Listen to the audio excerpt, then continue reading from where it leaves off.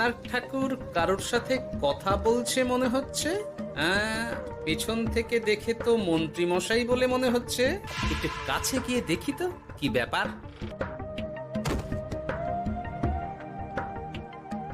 আরে গোপাল দাদা যে, তোমার কথাই ভাবছিলাম, আর দেখো তুমি চলে এলে।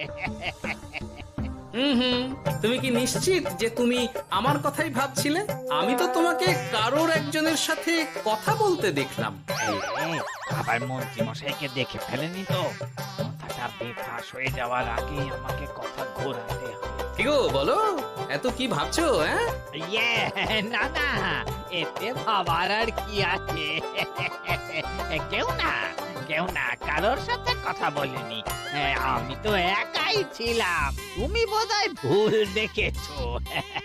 হ্যাঁ, ভুলই হবে। কি ব্যাপার, ঠাকুর এভাবে বলছে কেন? তাহলে কি সত্যি ভুল দেখলাম নাকি অন্য কোনো ব্যাপার আছে?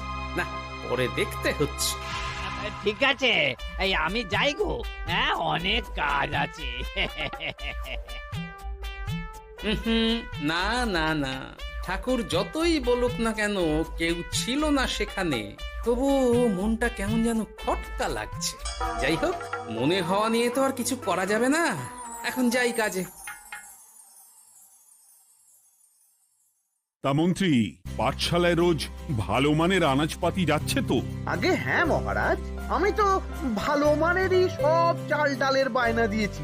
কথা মতো তো সেগুলোই পাঠানোর কথা। তবে বাকিটা গোপাল জানে। মানে গোপাল জানে মানে ঠিক কি বলতে চাইছেন আপনি মন্ত্রী মশাই?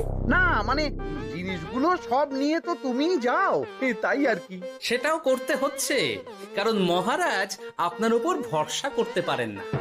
গোপাল, ঠিক আছে, আমি বুঝতে পেরেছি। মন্ত্রী, সপ্তাহে সপ্তাহে জিনিসের দাম মিটিয়ে দিচ্ছ তো? হ্যাঁ হ্যাঁ, আগের সপ্তাহের দাম মিটিয়ে দিয়েছি, কিন্তু পরেরটা বাকি। আর মহারাজ